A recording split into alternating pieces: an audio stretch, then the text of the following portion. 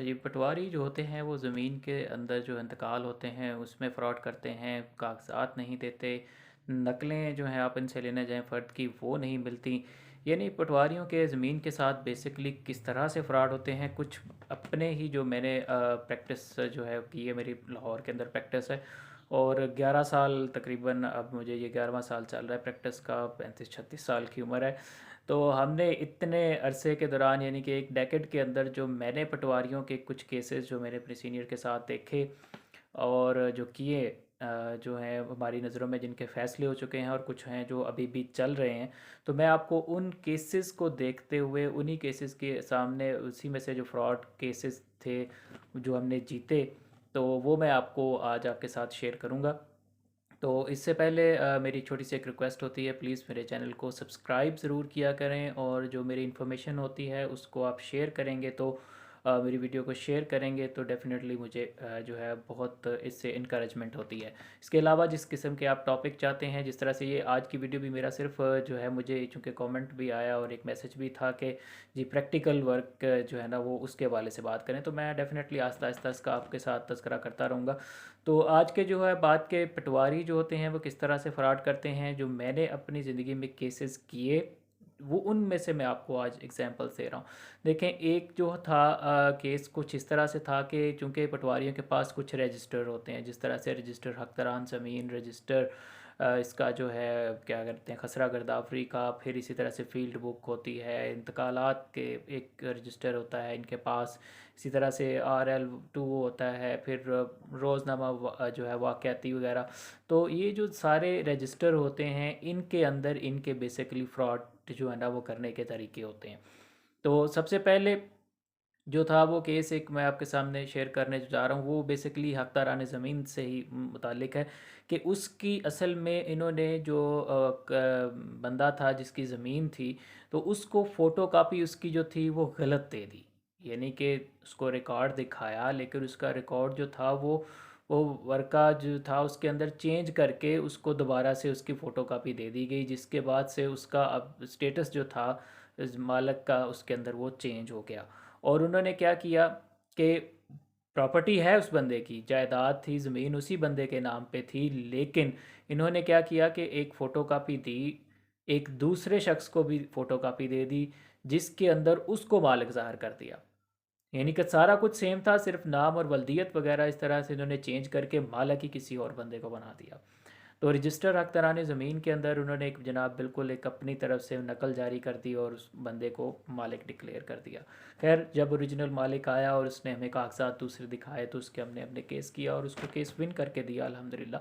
تو اسی طرح سے ایک اور جو تھا، یعنی کہ ایک تو یہ پٹواری کا تھا کہ رجسٹر حقداران زمین کے اندر جو پرت ہوتا ہے، جو کاغذ ہوتا ہے، اس کی اندر انہوں نے فوٹو کاپیاں جاری کر کر کے فراڈ کیے ہوئے ہیں، اور ایک نہیں ایسے بے شمار کیسز ہیں۔ اب آ جاتے ہیں کہ ایک جو چیز تھی کہ فراڈولنٹ جو تھی میوٹیشن ہوتی ہے، یہ اکثر آپ کو ملتا ہے کہ انتقال یہ لوگ غلط درج کر دیتے ہیں۔ اب یہ کیا ہوا کہ ہمارے پاس جو کیس آیا تھا وہ یہ تھا کہ پٹواری تھا، قانون گو تھا اور جو ریونیو آفیسر تھا، ان تینوں نے مل کر جو تھا وہ کیا کیا ہوا تھا کہ جس بندے کی پراپرٹی تھی اس پراپرٹی کو آگے صرف ایک وارث کے ساتھ جو ہے نا اس کے نام پہ منتقل کر دیا۔ اب یہ مسئلہ ہوا کیوں؟ یہ ایسا مسئلہ ہے، یہ ہر گھر کا تقریباً جس کی پراپرٹی ہے، میں یہ کہہ سکتا ہوں شیورلی کہ مور دین 80% جو ہے نا وہ ایسے کیسز ہیں، اور خاص طور پر دیہات کے اندر لوگ بالکل اس کا پکا شکار ہوتے ہیں، اس میں جو ہے وہ کوئی معافی نہیں ان کو ملتی۔ دیکھیں وجہ کیا ہوئی کہ ایک بندہ وہ تقریباً 70s کے اندر فوت ہو گیا۔ اب انہوں نے کیا کیا کہ انتقال جا کے 90s میں ان کا جو ہے نا وہ اپڈیٹ کیا، یعنی کہ ایک بندہ جس کی پراپرٹی تھی وہ 1970 کے اندر فوت ہو گیا، انہوں نے کیا کیا کہ 1990 کے اندر جو ہے نا اس کی وہ ڈیتھ ڈالی، اور 91 کے اندر جا کے اس کو ایک غلط مالک کے نام پہ ٹرانسفر کر دیا۔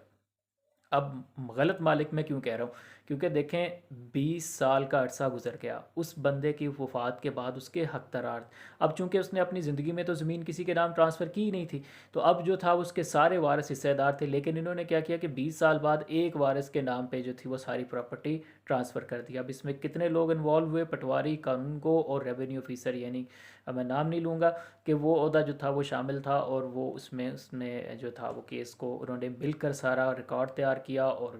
لیکن اوبیسلی جب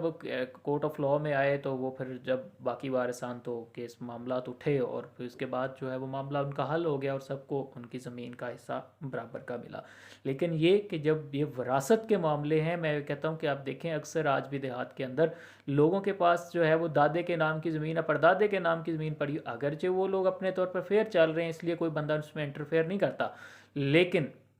ایشو ہوتا ہے کہ جب کوئی بھی ایک آدھی بہن، بھائی یا کوئی بھی بیٹا اٹھ کے اس کو اپنا حصہ سیل کرتا ہے تو پھر دوسرا بندہ آتا ہے اور وہ اس کو آ کے چیلنج کر دیتا ہے کہ میرا حصہ یہ ہے، تو پتہ چلتا ہے اس تو جائیداد مشترکہ پڑی ہوتی ہے۔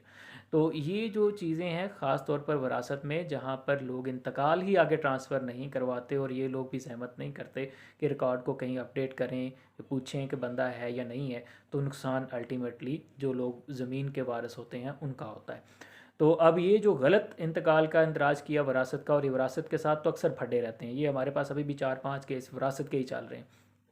تو وراثت کا جو ہے وہ معاملات اکثر میں نے بتایا کہ یہ فراڈ ہوتا ہے۔ اس کے بعد ایک بڑا ہی ڈفرینٹ سا معاملہ تھا، یہ بہت کم ہوتا ہے لیکن یہ بھی ایک فراڈ ہوتا ہے۔ دیکھیں اس میں کیا کیا کہ پٹواری صاحب نے 2-3 کیس کروائے ان لوگوں نے، ٹھیک ہے جی۔ اب ہمارے پاس جو کیس آیا اس کے اندر معاملات جو تھے کہ پراپرٹی کا وارث ہے، ٹھیک ہے جی، لیکن دوسری جگہ ایک اور کیس کے اندر وہی پٹواری صاحب نے جا کے شہادت دی ہوئی تھی کہ یہ جو پراپرٹی ہے اس کھاتے کی کھتونی کی، یہ جو ہے مشترکہ ہے، ٹھیک ہے۔ اب ہمارے پاس جو بندہ آیا وہ لے کے کاغذ، وہ کہتا ہے میں تو سول وارث ہوں، میں تو اکیلا وارث ہوں اس ساری پراپرٹی کا، لیکن اس نے دوسری جگہ یہ کہہ کے ہمارے لیے ایک اور پھنڈا شامل کر دیا۔ مطلب ہمارے لیے کیا، جو کلائنٹ تھا وہ جو اس کی جس بندے کی زمین تھی، اب وہ بندہ پریشان بیٹھا ہو کہ جناب میں تو اکیلا وارث تھا اور اس نے کیسے جا کے میرا کہہ دیا کہ یہ پراپرٹی مشترکہ ہے۔ تو یہ دیکھیں کہ انہوں نے، پٹواری نے جا کے دوسرے کیس کے اندر گواہی دے دی، ایک فرضی کیس بنا کے، اور وہاں پر ان لوگوں نے ایک بندہ کھڑا کر کے وہاں پہ کہہ دیا کہ جناب یہ جائیداد مشترکہ ہے۔ تو اس طرح سے یہ پراپرٹی کا دیکھیں کہ سارا کچھ ایک بندے کا ٹھیک ہو، لیکن ایک کیس جا کے عدالت کے اندر کھڑا کر کے کر دیا اور کہہ دیا کہ جناب یہ پراپرٹی مشترکہ ہے، اور اب وہ جب بندہ اپنی پراپرٹی لینے گیا تو وہاں اس کے سامنے کورٹ کا فیصلہ آیا ہوا کہ جناب یہ جو جائیداد آپ کی نہیں ہے، یہ تو آپ مشترکہ کھاتے میں ہو۔ تو یہ ایک دیکھیں کہ یہ بھی ایک ڈفرینٹ طریقہ ہے، لیکن آپ نے اس سے پریشان نہیں ہونا۔ اگر پٹواری کسی جگہ پہ آپ کے خلاف کوئی گواہی دے بھی دیتے ہیں، لیکن اگر آپ سچے ہیں تو ڈیفینیٹلی زمین آپ کو ضرور ملے گی، چاہے وہ آپ کا مکان ہے، پراپرٹی کسی طرح کی بھی ہے، وہ لازمی آپ کو ملے گی۔ تو ایک تو یہ مطلب اس طرح سے بھی گواہی دیتے ہیں اور آپ کے ساتھ فراڈ کرتے ہیں۔ ایک اور کیس آیا، وہ تھا کہ پٹواری جو تھا اس نے خرید و فروخت کا جو تھا معاہدہ جو تھا، اب دیکھیں لوگ زمین بیچتے ہیں، ایک بندہ بیچتا دوسرا خریدتا ہے، تو اس کا معاہدہ بیع ہی ہوتا ہے نا کہ جناب میں نے اس بندے سے اتنی پیسوں کے عوض یہ زمین خرید لی، اور گواہ ہوتے ہیں اس کے، ٹھیک۔ لیکن اب انہوں نے کیا کیا کہ جب انتقال درج کرتے ہیں رجسٹری کے بعد، تو انہوں نے جب انتقال درج کیا پٹواری صاحب نے، تو بجائے وہاں پر اس کو معاہدہ بیع لکھنے کے، ان لوگوں نے اس کو رہن کر دیا، یعنی کہ آگے کا سارا جو پروسیجر تھا اس میں رہن کر دیا، ٹھیک ہے جی۔ اب کیا ہوا، یہ کیوں کیا گیا؟ یہ بیسیکلی اس لیے کیا گیا کہ یہ کی گئی چلاکی تھی، ایک بڑی منور چلاکی تھی کہ بیسیکلی زمین تھی، زمین جس شخص کی تھی اس کو ایک بالکل ساتھ والا جو کھاتے دار شریک تھا جس کی ساتھ زمین لگتی تھی، وہ اس زمین کو خریدنا چاہتا تھا۔ انہوں نے کیا کہا کہ بھائی اب یہ شفع نہ کرے، تو اس شفے سے بچنے کے لیے انہوں نے کیا کیا کہ زمین کو جو تھا آگے معاہدہ بیع کا لکھ کے رکھ لیا، رجسٹری وہ ساری تیار کی، لیکن انتقال جب درج کرنے لگے تو آگے اس کو بتا دیا کہ یہ تو رہن ہے، مورگیج رکھے گی۔ لیکن بیسیکلی کیا ہوا کہ جب وہ بھی معاملہ چیلنج ہوئے تو خیر کیس جو تھا وہ تھوڑا مشکل تھا، لیکن پھر بھی اس کو کیس کو ون کر کے دیا کہ یہ جو معاہدہ تھا وہ بیع کا تھا، یہ رہن پراپرٹی نہیں تھی۔ تو یہ بھی ایک پٹواریوں کا فراڈ کا طریقہ ہے کہ آپ نے سارا پروسیس کیا، لیکن انہوں نے ایک صرف رجسٹر جو تھا انتقالات کا، اس کے اندر آپ کے انتقال کو غلط درج کر دیا۔ تو اس کے بعد آ جاتے ہیں جناب ایک اور جو تھا معاملہ وہ یہ تھا کہ جب پٹواری صاحب نے کیا کیا کہ ایک معاہدہ جو تھا بے کا وہ انہوں نے خود سے ہی جعلی بنا دیا، ٹھیک ہے،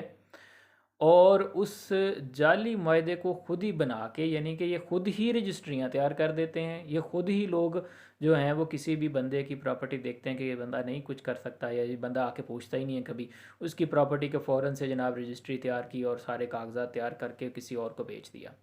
ٹھیک ہے جی، سیل کر دیا اور کسی اور فرضی بندے کو کھڑا کیا اور آگے معاملات۔ اب جس بندے کی ہوتی ہے جب وہ آگے قبضہ لینے جاتا ہے اس کو پتہ چلتا ہے کہ اس کی پراپرٹی بک چکی ہے۔ تو یہ معاملات ایک اس طرح سے ہوئے کہ یہ اس حد تک بھی کچھ پٹواری جو ہیں وہ یہ کام کرتے ہیں۔ تو یہ جتنے بھی ہیں، میں یہ نہیں کہتا کہ سارے پٹواری کرتے ہیں، لیکن جو پٹواری اس طرح سے کرتے ہیں، میں صرف اس لیے بتا رہا ہوں کہ تاکہ اگر آپ لوگوں کے پاس لوگ جو وکلا ہیں اگر ان کے پاس اس طرح کے کیسز آتے ہیں تو وہ ان کیسز میں پریشان نہیں ہوں۔ اوبیسلی وہ بہت سارے لوگ جانتے ہیں کہ کس طرح سے اس مسئلے کو حل کرنا ہوتا ہے، اور جو لوگ اس طرح کے مسائل کا شکار ہیں تو ان لوگوں کے لیے بھی میں کہتا ہوں کہ ان کو ورڈ ہونے کی ضرورت نہیں ہے، یہ سارے کام ایزیلی جو ہے وہ حاصل ہو سکتے ہیں۔ اس کے بعد ایک چیز اور آئی تھی، وہ یہ تھی کہ پٹواری صاحب نے کیا کیا، یہ بھی ہمارے پاس ایک بڑا ٹف سا کیس تھا۔ اس میں یہ تھا کہ پٹواری صاحب نے ڈی سی جو کلرک جو تھے ڈپٹی کمشنر، ان کے کلرک کے نے جو تھا وہ ان پٹواری کے ساتھ مل کر ایک پراپرٹی جو تھی وہ اپنے نام پر انتقال کروا لی، ٹھیک ہے جی۔ اب انہوں نے کیا کیا کہ اس جو تھا کسی بھی شخص کی جو تھی یہ جو تھی رپورٹ تھی